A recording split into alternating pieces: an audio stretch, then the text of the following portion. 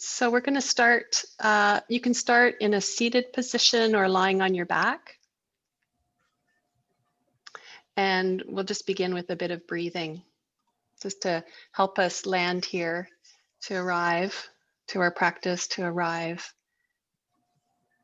in our body, how it has landed here today.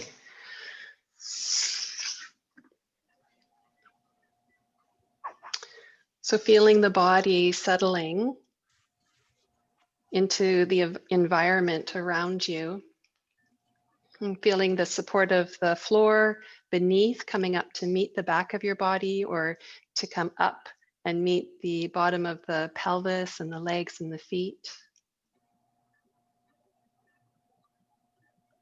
And just tuning into the inner landscape.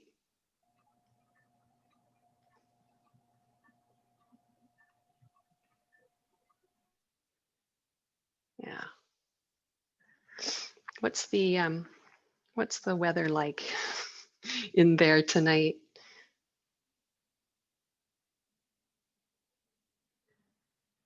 And we're going to imagine that we could open some windows there at the soles of the feet, opening some windows so that the breath could come in through the soles of the feet and run all the way up to the top of the head.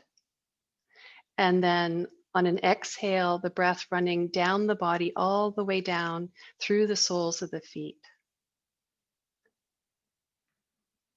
So by bringing some attention, awareness to the soles of the feet, it's as though we're opening up the channel there, opening the windows. And the breath comes in and up through the whole body to the top of the head. And then as you exhale, running down through the whole body, down through the pelvis, the legs, and out through the soles of the feet.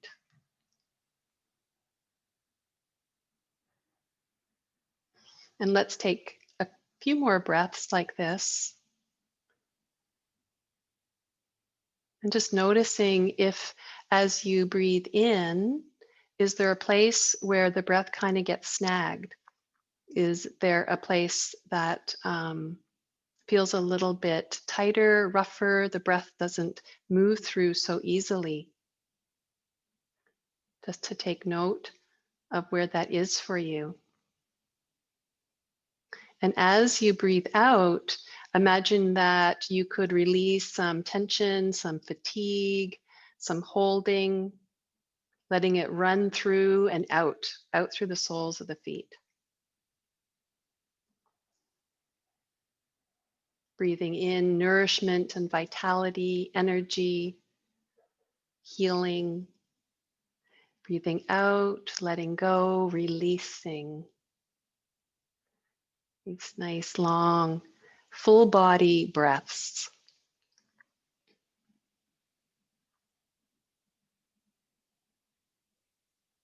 And even if the weather feels a little unpredictable, right, we can still create some space there in ourselves through breath and movement, so that the weather patterns can show up, and so can we, with this intention of creating space.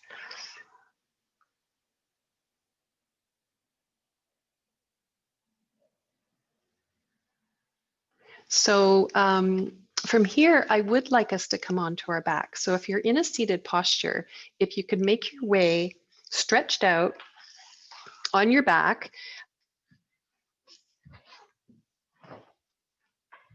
with the legs long, reaching down through the bottom of the mat, and the crown of the head reaching in the other direction. So we find this kind of full length of the body on the ground.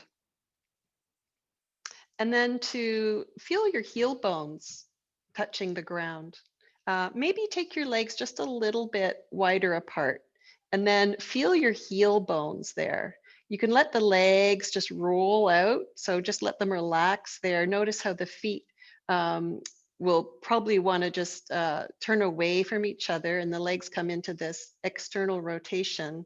Just leave them like that for a moment and feel the heel bones on the ground and feel the back of the pelvis on the floor, the sacrum at the base of the spine. Feel the buttock cheeks on the ground. Does one buttock cheek feel just a little bit more deeply connected to the ground than the other? Right, and feeling the back of the rib cage. Again, does one half of the rib cage feel just a little bit more connected to the ground than the other? And these are just questions and areas of investigation and curiosity, not that anything is right or wrong, but really good to bring our awareness and attention to what we're actually feeling, what is actually happening for us. So the back of the rib cage, the back of the shoulders, the back of the head. And if you take your arms onto the ground too, you might feel the back of the hands, the knuckles, the elbows, right? The bony structure of the body connecting to the ground. And take another couple of those deep body breaths, breathing in through the soles of the feet, all the way up to the top of the head, and then down through the body, out through all the limbs, and down and out through the soles of the feet.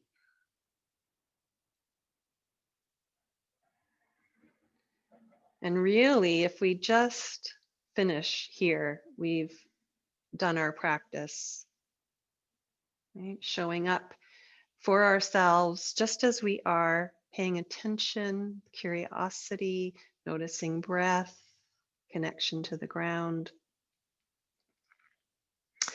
From here, let's take our hands onto the pelvis, so the front of the pelvis, and turn your legs so that the knees and the feet are looking towards the ceiling, and press out through the heel. So it's as though you're standing in Tadasana. Yeah. And keeping the hips as they are, we're going to turn the feet out and then turn the feet in. So turning the legs, I should say, the whole length of the legs out, rotating at the hip joints, and then turning them in without pulling the knees as you do this. So it's more of a upper thigh bone rotation than kind of rotating at the knee joints. Yeah. And everything else stays quite still and quiet. The pelvis stays quiet, the back of the rib cage resting on the ground, the shoulders, the head. So it's just this inward and outward turning of the legs. And this is to help begin to free up some holding in the hip joints and the pelvis. You know, we're holding a lot of stress these days in the body, and the joints can get quite jammed, quite sticky. So a little bit of movement here to lubricate the hip joints. And then let your legs relax. Take the heels a little closer towards each other. And we're going to do this move where on an inhale, we're going to slide one heel up towards us, and then drop the knee out to the side. Exhale, slide that foot down towards the other foot. And as you do that, bringing at the very end, bringing that leg back into a neutral position. So I don't know if that made sense. So you might have to have a look here. So I'm going to inhale, slide the heel in, and then drop the knee out to the side like tree pose. And then exhale and slide that foot down towards the bottom of the mat as the whole leg then turns back to neutral, knee and foot towards the ceiling. Yeah. And just repeat this. And you can see I'm also holding my pelvis in place. So I'm not letting it move. I'm not letting it rotate with the leg, so that I'm really getting into that action of the femur in the hip socket.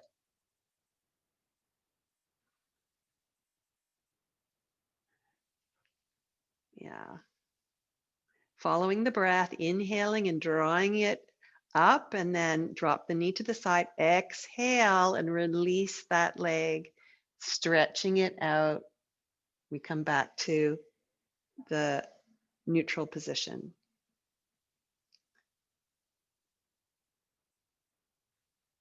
Okay. And then the next time that leg lengthens out, pause there, relax the legs, relax your arms, just notice if anything's different, right? Maybe that buttock cheek feels a little bit more grounded, or that hip feels just a little bit more, I was going to say breathable, like there's some space for breath in that hip joint. Even the knee joint might feel a little bit warmer, a little bit lubricated. All right, we're going to go ahead and do the other side. So the knees and the feet turning towards the ceiling, and then inhaling, heel to bum. The knee drops out to the side, exhaling, sliding the foot down and turning that leg to neutral. So it's kind of like a circular motion. Is it? Maybe circular with the knee. It feels like I'm making a circle with my knee, but my foot is just sliding up and sliding down and away from me.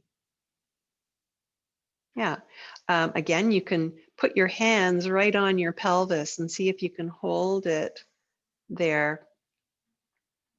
Particularly when the knee drops out to the side, the whole pelvis wants to turn in that direction. So keeping it nice and steady.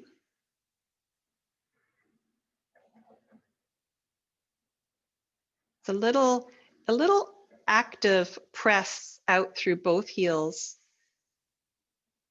when you come back into that Supta Tadasana place, pressing out through both heels and lengthening.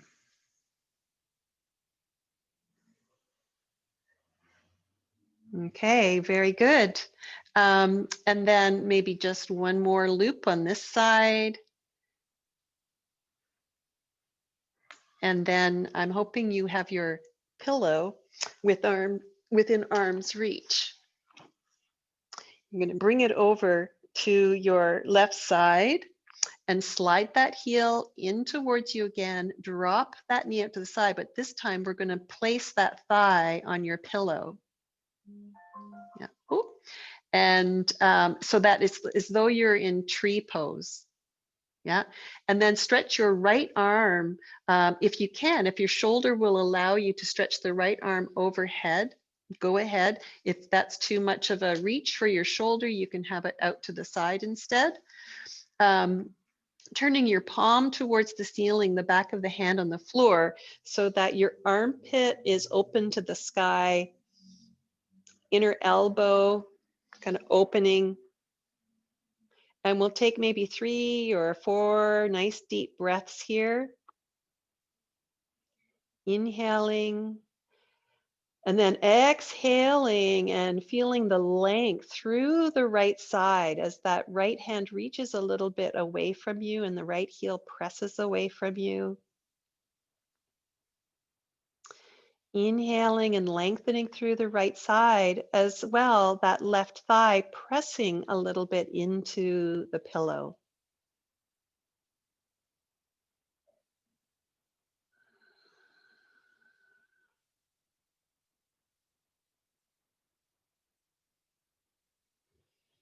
Another nice deep breath in, exhale, lengthen, and then let's reach the left arm overhead as well.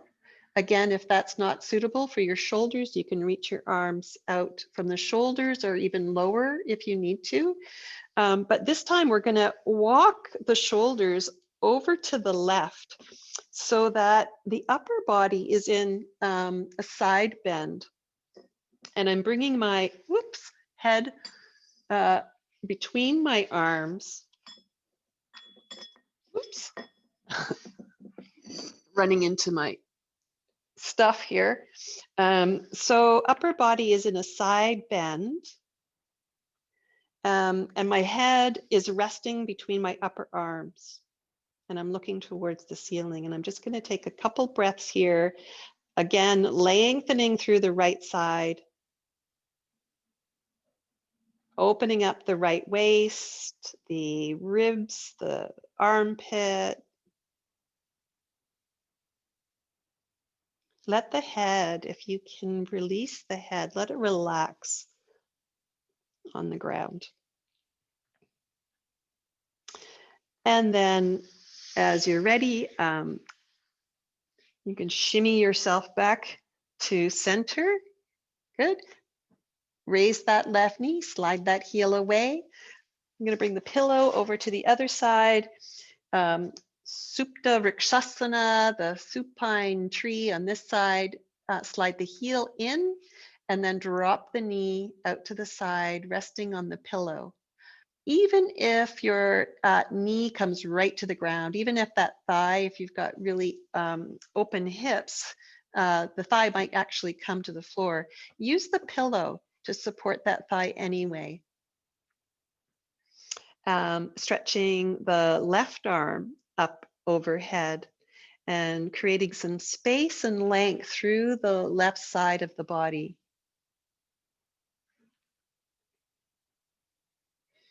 With a little bit of an active press of that right thigh into the pillow. Yeah.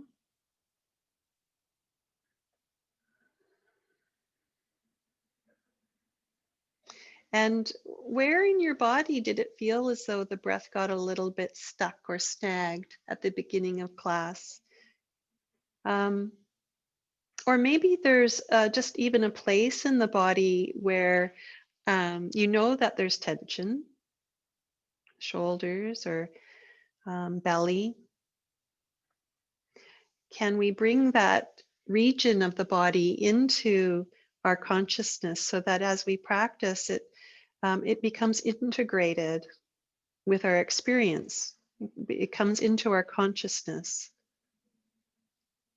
And where consciousness goes, energy moves, right? Where chitta goes, prana flows is one of the sayings in yoga. Where chitta goes, prana flows. So when you're ready, we'll come into that side bending Vrikshasana. So you're going to shimmy a little bit over to the right.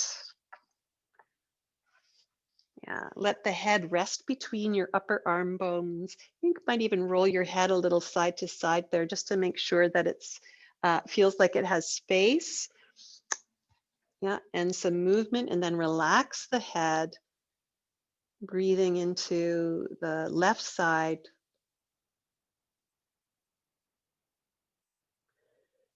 If you were standing and doing this, would you be able to stay balanced? Would you be grounded?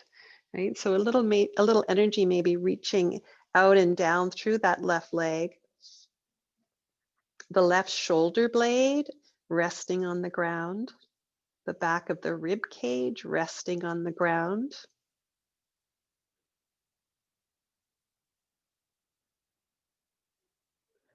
Just a couple more breaths here. It's nice to know that these poses have the same, well, different benefits, but still benefits doing them lying down rather than standing. So you can make your practice a little bit more comfortable, right? These days, we don't need more complicated things, keeping things simple. So gently moving, shimmying back to center, sliding that right heel down towards the bottom of your mat. Pausing here, taking in how this feels. Has anything changed? Yeah, of course, right? Everything's changed. Each moment is new. To come up to sitting, reach one arm overhead, bend the opposite knee, foot on the floor, roll to one side so that your arm catches your head like a pillow, and then pressing yourself up.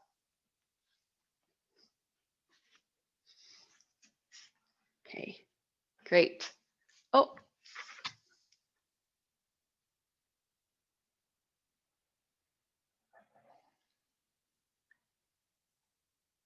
welcome back, Jane. I'm sorry we lost you there for a moment. I hope you're able to hear and see again. Thank you. Yeah, I just lost internet connection briefly. Yeah. Okay. Good. So come to sitting. Have your pillows ready. Bring one, let's say right shin in front of the left shin. And pillows in front. So I've got one pillow right on the floor and then the other one tucked in towards my belly on top. This has become one of my favorite nighttime poses. You can even do this in bed. I think I've mentioned this before. You know, you wake up in the middle of the night, mind is racing. This can really help to calm the nervous system. So what I'm doing here, I'm in Sukhasana, right shin in front of left. I've tucked some pillows in there, and I'm going to rest my elbows down on the pillows. If that feels like too much of a stretch, you don't have to come forward. You can have your hands on the floor instead and just stay more in an upright position. If you're able to come forward, resting the elbows on your pillow, so you come into more of a forward bend. I'm not trying to keep my spine super long and straight here because I've got some support with the pillows at my belly. So I'm allowing a little bit of flexion in the spine, a little bit of rounding as I come forward. And you can pause here and breathe. And some of you may want to go deeper, right? You might want to rest right forward over the pillows and rest your head on the back of your arms or on your pillow. So it's up to you here. But to feel as we sit in this shape, the hips are getting stretched. There's a big stretch happening in the hips. You might be feeling also a big stretch through the back of the waist.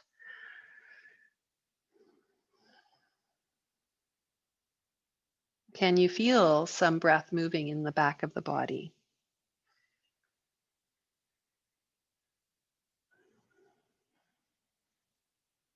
Right, so shifting some attention from the front body into the back body, into the back of the lungs, the back region of the diaphragm, the respiratory diaphragm. Right, see if on an inhale you can spread that area sort of at the bottom of the rib cage, so you could spread it open a little bit. Yeah. Loosening up this area with breath.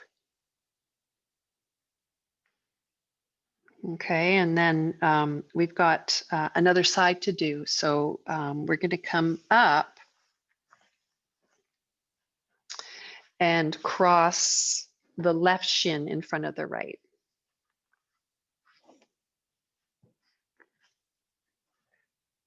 Okay, and then bring your pillows back in, right? So yeah, I like that. Bringing the pillow right to the belly button, and then resting over so that the belly has something to rest into. And then elbows. You could be creative too with how you rest your head. You could rest your head on your hands, or sometimes what I like to do is bring my thumbs into my eyebrows, or that sort of ridge of the skull there in the eye socket. Yeah, there's surprisingly a lot of tension there in the eyebrows. So you could work your thumbs across that ridge.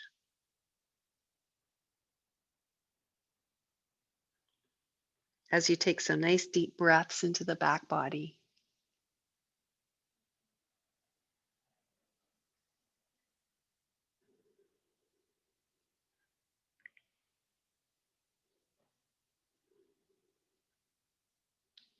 So good. Letting the legs relax into the ground, letting the belly relax into the pillow. So this releasing, relaxing, bring some room there for prana and breath.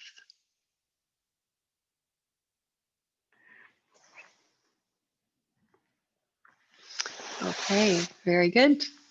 You could stay there if you really want to. Yeah, and then come on up. Okay.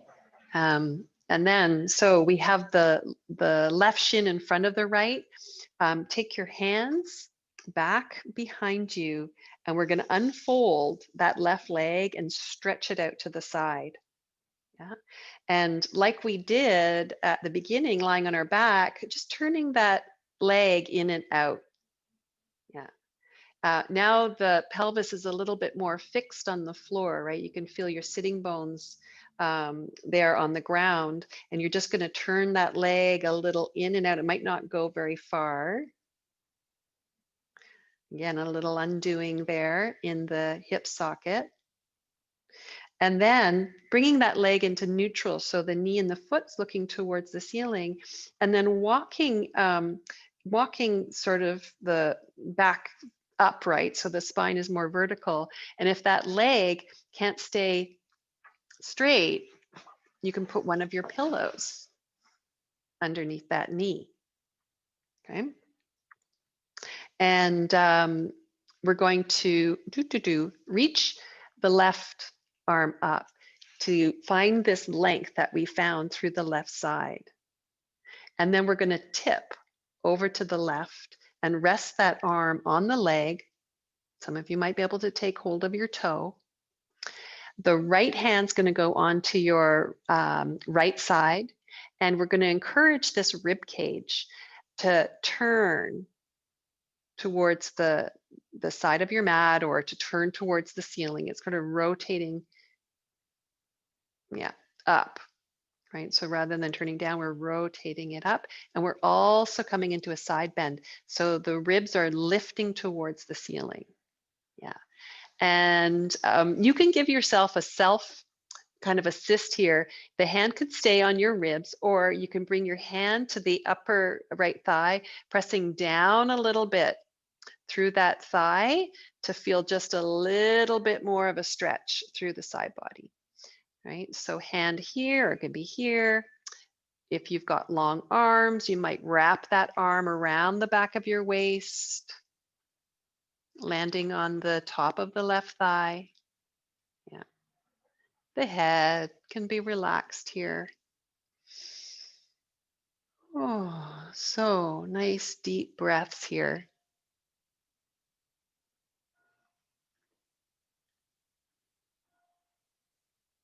And then when you're ready,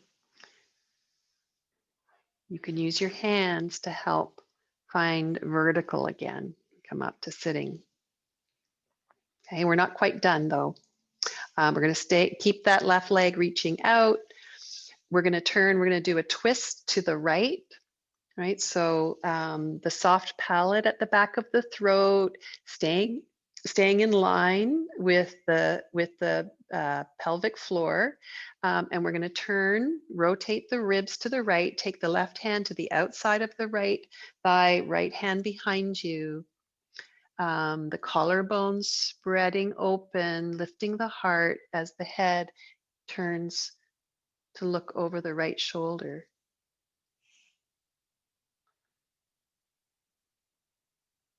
Again, some nice, deep, cleansing, nourishing breaths through the whole length of your body, right? Imagining breath coming in through the feet all the way up to the top of the head, and then going out from the top of the head down through the feet. Noticing where the breath is restricted in this pose, right? The twist changes the direction of breath. Oh, so come out on an exhale, nice and slow, and noticing how that feels. Tuck that left leg back in. We're going to stretch the right leg out, unfolding this leg, unhinging that knee. And again, you can support that leg. Oh, let's turn it in and out first.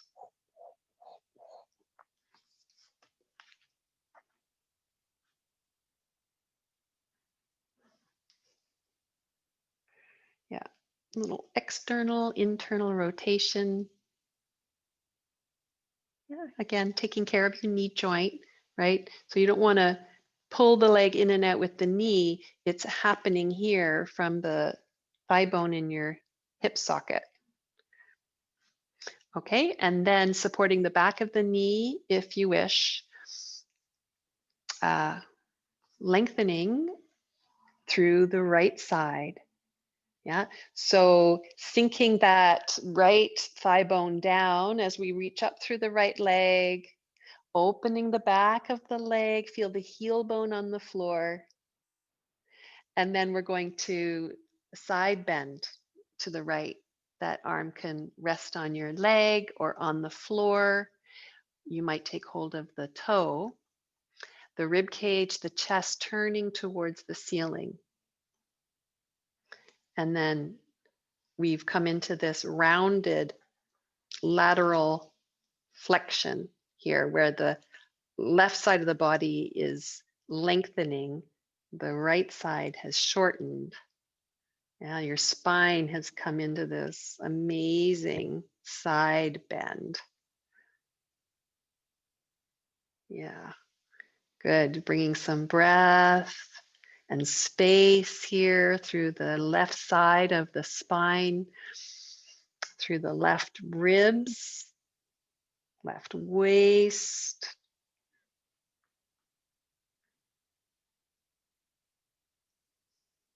Yeah, so nourishing.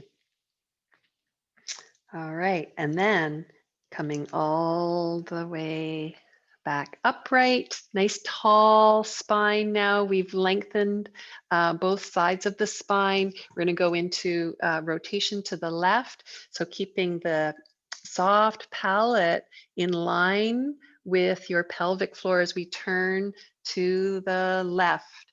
Rib cage, chest. Your right hand comes to the outside of the left thigh. Feel both sitting bones below, right? They stay anchored. They stay anchored. And the rotation primarily is coming from the mid back, from the torso, mid torso. And then the head is likes to turn, but we're just going to let it follow the rib cage, looking over the left shoulder. Nice, deep, nourishing breaths here. Rinsing out whatever's there. Sometimes we don't even know what's there. Sometimes we just feel a little off. We don't need to label it, but we can feel it and notice how it changes. So taking a breath in and then exhaling and coming back to face forward. Okay, let's stretch that left leg out. You can bring your pillows back in. This is Upavista Konasana. So both legs wide. You might want to have the knees bent. Yeah. So if you straighten your legs and you come into a little rounded back. You might want something under the knees so that you can tip the pelvis forward and lift your spine. Yeah. We're going to tuck the pillows in again and rest the elbows down and come into a little bit of a forward fold in Upavista Konasana. And you can stay here. You might want to begin to, if for those of you with long hamstrings, you might press the heels away and come into a deeper forward fold. Please don't force this to happen. This is a big stretch for the hamstrings, for the back body.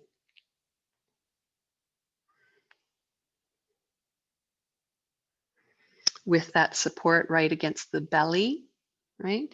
That will help to keep the spine from compressing at the front. And there's something comforting there too, having the pillows there.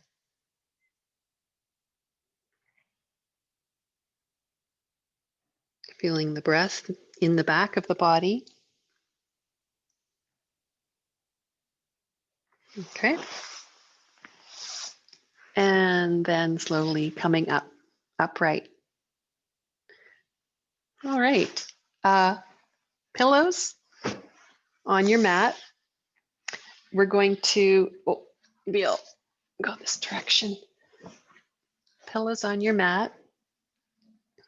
We're going to do a little bit of more active movement now. But this is a really nice variation on downward facing dog pose. And depending on what pillows you're using and the shape of your dog pose, this might not work for everybody, but I'll show you what I'm talking about. So I'm sort of got my pillows there in table pose between my hands. I'm going to tuck my toes under and lift my hips, and then I'm going to actually adjust the pillows so that they're just in the right place for my forehead to rest on. And so you might need quite a bit of height there. So I don't know how many pillows you have or if they're solid enough to rest the head.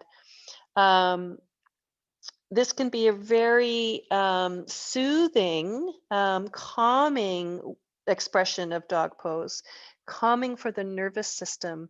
The head can just sink a little bit with the support there, not compressing the neck. So you want to make sure that it's set up in a way that the neck stays long. The sitting bones lifting, and there's a resting the head, resting the brain, resting the eyes, the tongue, the ears.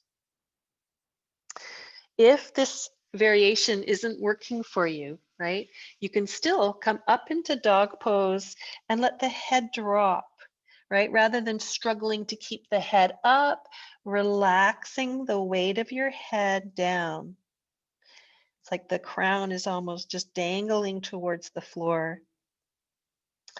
And from here, we're going to inhale, drop the knees, and slide back into child's pose.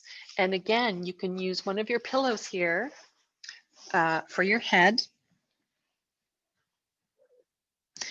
You could have a pillow behind your knees, right? Sometimes that feels better for those of us with really tight knee joints, or if the ankles are really feeling a lot of pressure on the floor too, kneeling with the shins on the pillow so that the feet are free, right? No squishing at the front of the ankles. That's a nice solution. So we're looking for ways of coming into these shapes so that we can stay there for a little bit and breathe. Right? Sometimes they might not be comfortable, but that's because we're coming into shapes that we don't regularly come into unless we have a daily practice. But this one lately, I've been really loving. I think I said this in class last week, imagining that you have a turtle shell right? And you're kind of tucked in there so that as you breathe in, the breath is filling the shell, spreading in all directions around the back body. Inhaling, filling the shell, and then exhaling and relaxing your body towards the ground. So, breath in, spreading across the back of the body, filling that kind of dome shape. And then exhale and relaxing the whole body towards the earth. So it's as though we're creating this protective sort of shell or dome across the back body through breath. Exhaling and settling into the earth. Okay, one more time. Good to get some stretch across the back of the diaphragm.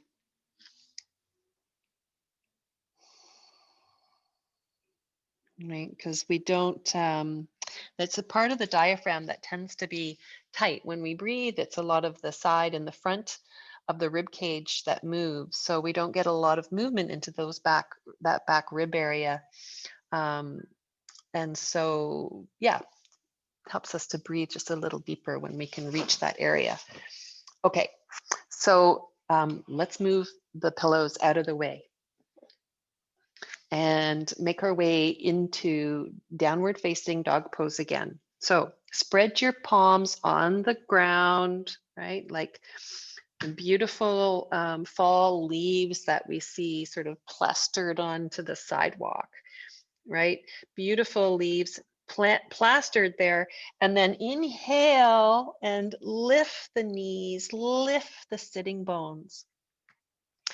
And we're going to do this little fancy move that you might have to watch here. I'm going to roll onto the top of my right toes and drop my right knee, rounding my back. And then I'm going to roll back into dog pose. Right? And then the other side, but I'll do it again on this side so you can see. So I'm rolling over the toes, rounding the back, dropping the knee, and then rolling back into dog pose and alternating. I'm getting a little stretch there through the front of the foot as I roll down. And I'm also giving it's like the rounded cat back, and then I come into more of a neutral spine. Yeah, kind of a playful way of doing a bit of strength building here in the core, in the wrists.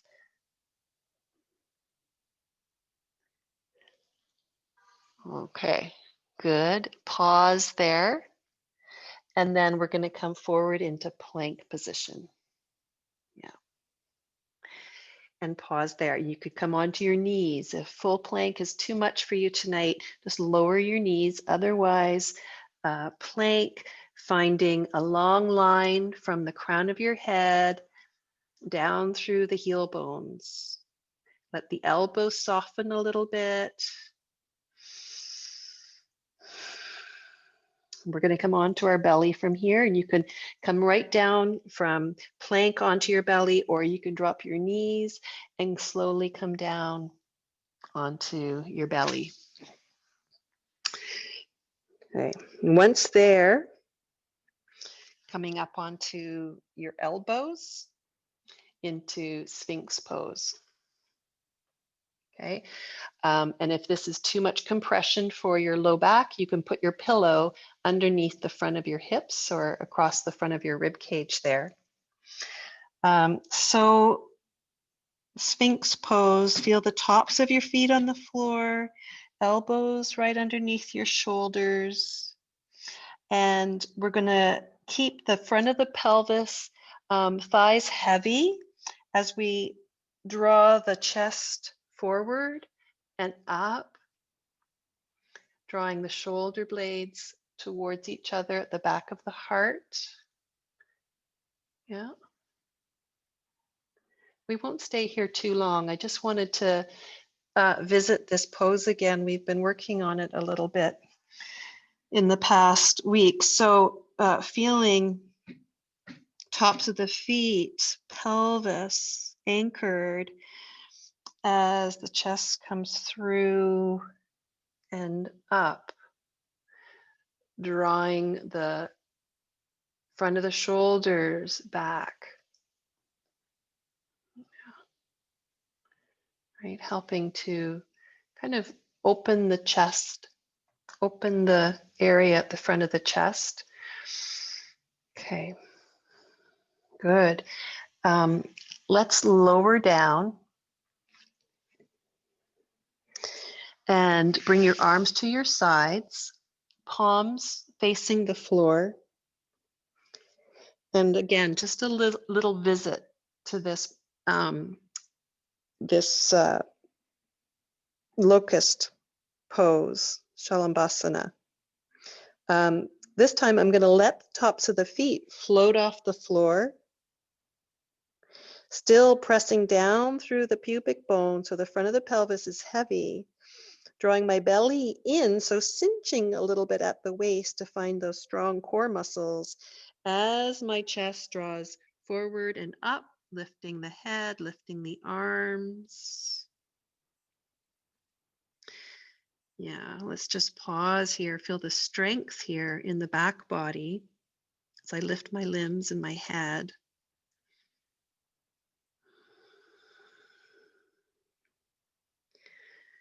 Breathing in and then exhale, and we land. Sliding your hands back next to your rib cage. Elbows pointing towards the ceiling and coming in towards each other. And then push into the floor with your hands to slide back into table. Tuck your toes under, lift your hips. Downward facing dog pose again. And then from here, we're going to lift one back paw and stretch that leg up. Have a look at the space between your hands. And we're going to sweep that leg down, and you might have to walk this foot forward to come into pigeon pose. And for some, pigeon pose may not feel very doable tonight, so that you might just come to sit in deer pose instead. Right? So this one. So if pigeon pose is disagreeable to this front knee, you don't want to bend it and put pressure down on that knee. So coming up to sit in this shape instead sometimes feels better. No pressure on that knee. You could even have a little cushion underneath that knee. Okay. Otherwise, you could pause here in pigeon, and just like we did before, rolling that straight leg a little in towards the midline and out, keeping the pelvis nice and still as that leg turns in and out a little bit. And you could also come down onto your elbows again. Yeah, so you have some options here. You might want to come upright, lifting the chest and head up, keeping the belly button in, or coming down on your elbows.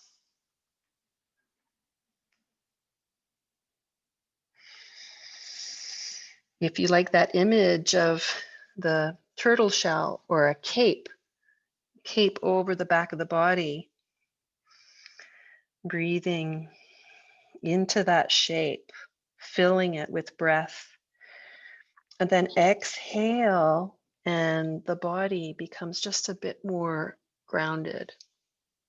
You might also feel lengthening happening through the spine, through the sides of the waist, through the sides of the neck. Okay. All right.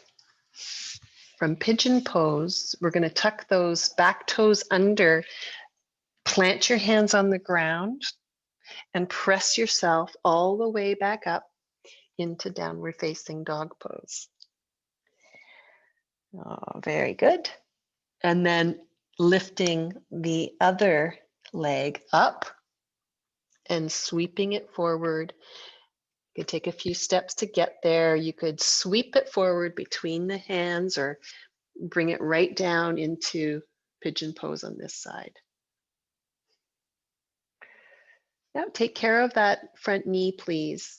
Our joints, really suffer when the muscles around them are tight, or if there's been an injury and there's some locked protective tissue in there. And so that when we force those muscles to move and they don't, the movement goes into the joint instead. So any sensation of pain or stabbing, right, come out. And do this in this shape instead, deer pose, where you're still getting a nice sort of opening in the hip, or one of my other favorite alternatives to pigeon is sleeping pigeon on your back, right? So that there's no force then on the joints. And you're still getting this really nice stretch in the hip.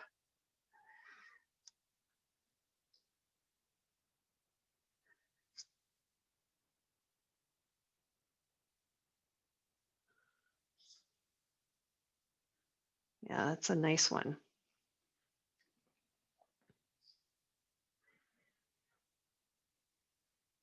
Sometimes we have to let go of what we think the pose needs to look like, right? Or what we need to do to get the benefit out of the pose, right? It's much simpler, I think, than we make it. So there was something somebody said in a class last week, and entertain simplicity, which has stayed with me, right? When we think things have to be a certain way, and often those assumptions make things so complicated. Keeping things simple. So, and doing less, maybe, right? So from pigeon pose, let's do this. We're going to sweep that right leg forward. If you're on your back, you could do this on your back. We're going to come into Baddha Konasana. So if you're still sitting, you can go ahead, bring the soles of your feet together. If you're on your back, because we're all going to be heading there soon, you could bring the soles of your feet together here.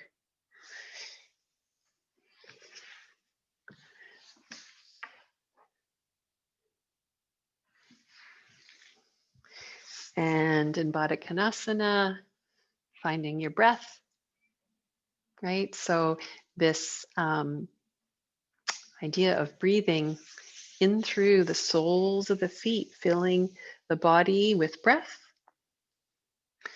exhaling from the crown of the head all the way down through the soles of the feet.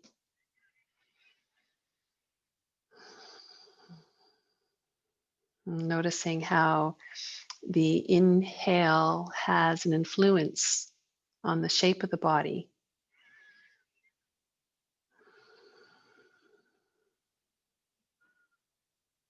As well as the exhale.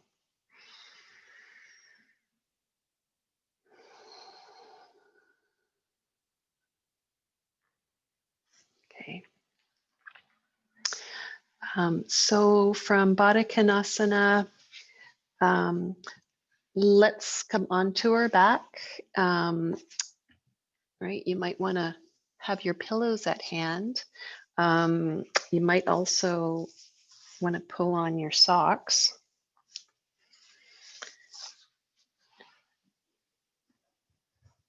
As we prepare for our final asana, Shavasana.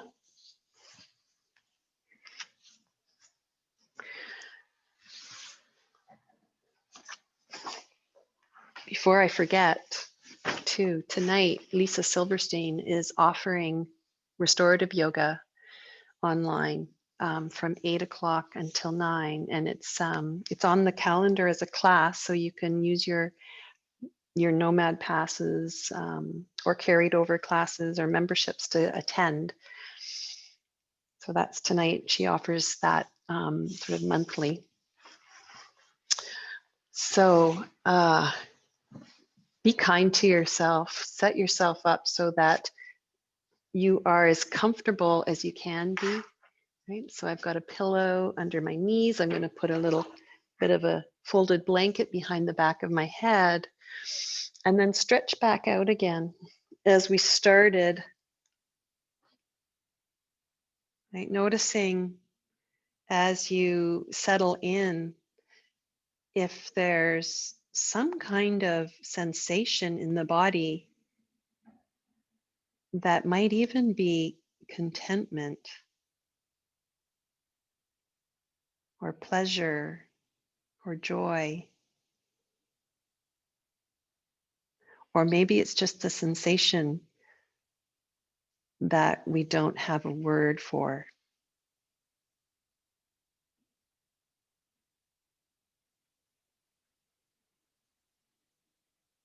But noticing your inner landscape,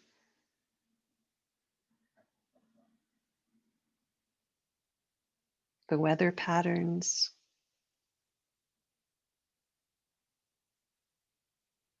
may there be just a bit more sky, a bit more space.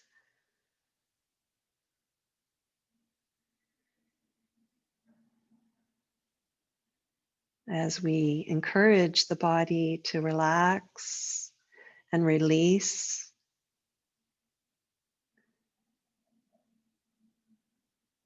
There's nothing we need to do here. The body knows how to breathe.